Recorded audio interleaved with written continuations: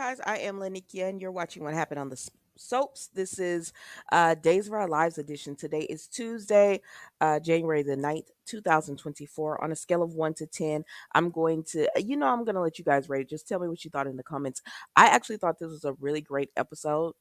Um, and let's get into it. First of all, we see Eric is on the phone with Sloan, and he's just telling her, he's updating her on everything going on with Holly. He tells her she had a seizure while he was there, and of course she was like, "Oh my gosh, that's horrible." And so he's just letting her know that he's trying to give comfort to them, and then after that, he's going to go over and see Teresa, his cousin Teresa. Is that what he said, cousin Teresa? Because just to check on her and everything. And she was like, "Okay." And so he gets off the phone with her, and we see he does just that. Alex and Teresa have made it back home, and she is beside herself with worry because they are trying Tate as an adult, and she feels horrible about that. Like, who wants to know that your child is going to be in a prison full of deranged men who are going to be in there, like, with murderers and all types of different people, and your 16-year-old is going there, and you can't protect him. So he's just telling her, yeah, they're talking, and she says, you know, this is my fault. And he's like, why? And she said, all of the things that I've done in the past or recently. He was like, what have you done recently? And so before she could get into it, Eric comes. So it saves her from having to answer that. So Eric comes, and um she was like, what are you here for, Eric? Are you here to blame me as well for everything going on with Tate? And he said, no, I would never do that. And he was like, you know that I'm the reason Holly doesn't have a father because I chose to get in the car and drive drunk. And so I've lived with that guilt, and I had to go to prison. And he's been able to have faith and not move on from it, but been able to find his faith in it, and being, understanding what it, someone needs comfort and to be forgiven and to be shown compassion. And that's what he has right now. He was like, it doesn't matter who had the drugs, what happens between Holly and Tate. Everybody involved needs to feel compassion and know that they, don't feel guilty about it. Just use it to help you just be a better person. And so that's what he's there for, to give Teresa some comfort and telling her, because she feels bad, she feels guilty, like she's let Tate down, and she feels like it's her fault that he's on this path. And he tells her, don't beat yourself up about this. And then he gives her a rosary from, I believe he said, Caroline, and tells her, here's something that you could use.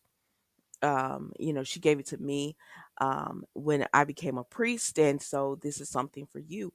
And so, of course, she thanks him for that, and she asks him, "Can you please talk to Nicole?" To try to get EJ to back off some, and he says, "I will. I'm not going to do it tonight." Because her daughter, has just went into coma. This is not the right time. It's not the right time. She says she understands and everything, and so he leaves. And so Alex now is trying to comfort her. I don't know what, like, the way they're changing Alex's character. For those of us who do like Alex, the way they're changing his character, and he almost comes across very, he shows no empathy or anything at all. And because this isn't the Alex, Alex always, like, he's always been a womanizer. Well, not always, but because he changed, but he's always been. To me, he always understood and could read the room. He was a nice guy. So him trying to make the moves on Teresa at this moment, I was like, what are you doing, sir? And she's like, what are you doing?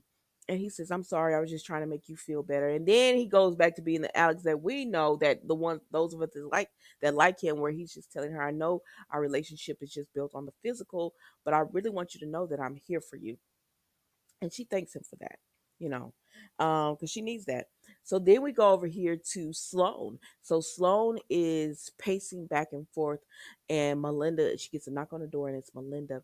And Melinda was like, okay, what's going on? And she says, girl, we have got to tell Nicole this is her baby. And she said, what? She said she's about to lose Holly. And then she just thinks her baby has died. I can't live with it. And Melinda, of course, is just like, Sloan, we cannot say anything, tell anything, do anything because we're deep knee deep in this. And if we say or tell anything, EJ is gonna come after us. You think what he's doing to Tate is bad? What do you think he's gonna do to us when he thinks when he believes that we stole his when he finds out we stole his baby, and we both know that's not his baby, but he would believe that it is. And so what do you think he's going to do about that? And she says, I just can't live with this. I feel bad for Nicole. And then she starts talking to Melinda about how Nicole stole Jude.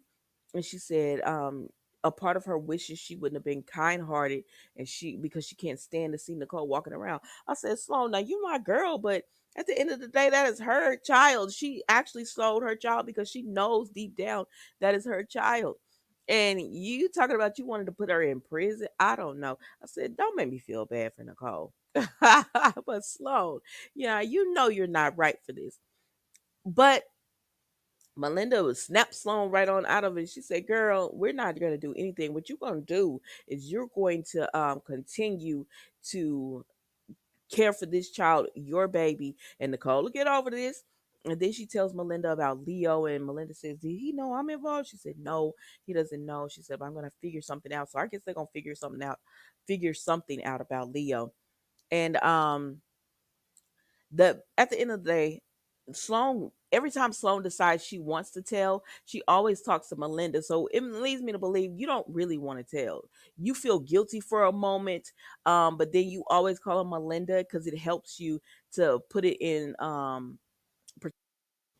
and so you could decide that no, I don't want to be the person that I don't, because Melinda gonna tell you now, don't do it, because at this point y'all are too deep in it for you to go running your mouth saying, oh well, the baby's yours, you too deep in it, and everything. So she said, just keep your mouth shut. And at this point, Eric comes and he was like, hey, and she was like, Melinda, excuse me, he was like, Melinda, you're here. So I said, yes, the godmother came, and he was like, godmother? She's like, after everything Melinda's done for us, she's the reason we have the baby. So yeah, that's the godmother. And he was like, yeah, he figured that. So Melinda said she was leaving, and she said, Sloan, don't forget what we talked about, keeping your baby safe, child proofing. And she was like, yeah, yeah, of course. And so she taps her nose and she leaves. And Eric says, Sloan, why are you so nervous and everything? If you had a nice conversation with Melinda and nothing was going on. And she said, oh, I'm just tired and I haven't eaten. And he was like, well, I'm gonna get you something to eat and all that. And he updates her on Holly and Teresa and everything. And that's it with them, y'all. So then we hear, who did we go to after that? And we see Brady. So then we see Brady and Marlena. He comes in and she could just tell he been through it. And he says, Marlena, I can't even believe what happened. I tried to protect my son and I just made things work by trying to say that it was me. Made things worse by trying to say it was my drugs, he said. And now my son, my 16-year-old son, is about to be tried as an adult. I just cannot even believe it. I couldn't help him. I couldn't do anything. I'm a horrible father. He's just feeling sorry for himself right now. I said, Brady, you got to snap out of this because your son needs you to be strong. But I guess he can break down in front of other people, but in front of his son, he can be strong. So she just tells him, Brady, you did everything possible. And so he's talking to her about, just Tate and how EJ is not letting up, like he's out for blood. And then they get a knock at the door, and Marlena goes to it and she says, Kristen, what you doing here? So Kristen comes in and she said, I'm here to see him. Brady, did you forget that you were supposed to be seeing Rachel? And he was like, oh my gosh, I forgot. And she was like, she had tears in her eyes, like, mommy, daddy forgot me or whatever. And he says, let me explain. And Marlena's trying to talk to Kristen, and she said, this better be a good reason. And so Brady tells Marlena, go, can you go meet dad for dinner, and I'll catch up with you guys later. And she was like, okay. And so she leaves, but before she leaves, she says, "Kristen, when you tell Rachel her grandparents miss her," and she's like, "Mm-hmm." I said, "She's not gonna tell." So Marlena leaves, and then Brady tells Kristen everything that's been going on, and she's compassionate. She was like, "Oh my gosh, I Brady, I promise you, I had no clue." And he tells her, "Your brother is trying to railroad him, and he's sending him to adult. He's trying him as an adult and everything." And so she was like, "Oh my gosh, I had no clue at all." And he said, "So now I'm losing my son.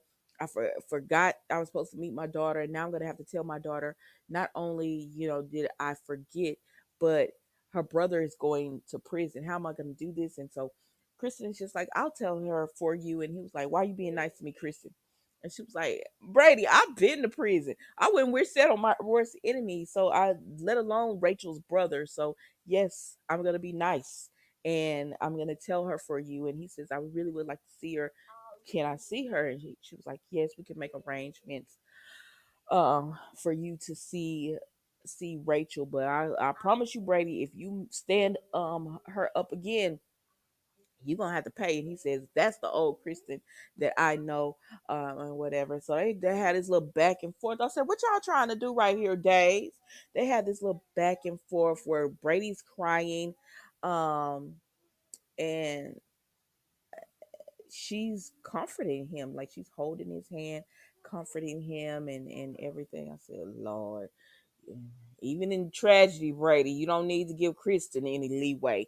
If you don't want her to, don't let her hold your hand, touch on your face or anything. You know her love can turn into, I mean, her hate can turn into love in a minute."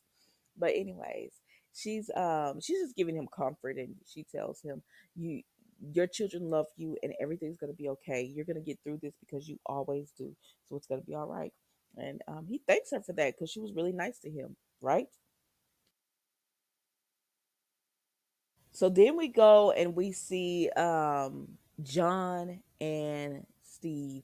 And John is catching Steve up on everything that's been going down with Tate, and that EJ's out for blood. And they said, "Do you think um, anybody can help with this?" And he was just like, "I don't know. EJ just We're just trying to do what we can because EJ is wanting someone to pay because of every tragedy that he's been going through. He's wanting someone to pay." And I'm like, "Yeah, y'all right. Y'all need to bring Susan back because that's about the only person that could get through to EJ right now." So then while this is going on, we see Constantine, and Constantine is like, "Could it be? Could it be him?" And so he starts walking, and he says, "Does he have a tracking on Maggie's device? What does he got?" And he says, "Maggie's at the, or maybe he just knew. I don't know. Maggie's at the hospital. Maybe I should show up." I said, "Sir, leave that woman alone."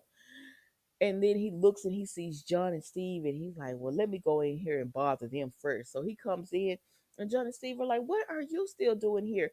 He said, "Oh, your little kidnapping then run me off. I'm still here to stay." And so then he tells them that, "I'm here to stay, and whatever y'all try to do, it won't work." Um, so then they he talks to them, right? And he says they talk about they have friends in the ISA, and they could put him on an island where all he'll be doing is building mud homes. And he says, "I know of island. It would be blissful, and I could start over again." He says, "Aria." And Steve was like, "Hmm." And he says, "Oh, do you know it, Mr. Johnson?" And Steve said, "No, I don't know what you're talking about." He said, "Oh, I think you do." And John is looking confused, right? Because he's like, what's happening? What's going on here?" And Steve tells him, "Constantine, well, I've been all over the world, and maybe that's a part of Greece that I've heard of or something, or I may have traveled through, but it doesn't matter because you're leaving." He says, "No, I don't think I will," or whatever. And at this point, Marlena comes in, and she's like, "Hi, everybody." And so Constantina's like, "Oh, it's so nice to meet you," and all this. And then he finally leaves. And they were like, "I thought," Marlena tells them, "I thought Constantine was gonna be gone." And they said, "Oh, he's gonna leave one way or another." Again, I y'all, those of you who have been watching it for a while, what is happening here? Because Steve clearly remembered it, but Constantine always directs stuff towards John. So what's going on? What's going on? Y'all tell me what you think. That's all I got for you today. I know y'all like the pictures. I've seen the comments about pictures. I'll add them back, but I worked this morning first, so now I'm just trying to do this real quick so I can start back working again. But that's all I got for you. Thank you so much for watching. Don't forget to like, comment, and subscribe to the channel, and I will see you tomorrow for an all new episode. Excuse me, of what happened on the Soap Stays Our Lives edition. Thank you for watching. Goodbye.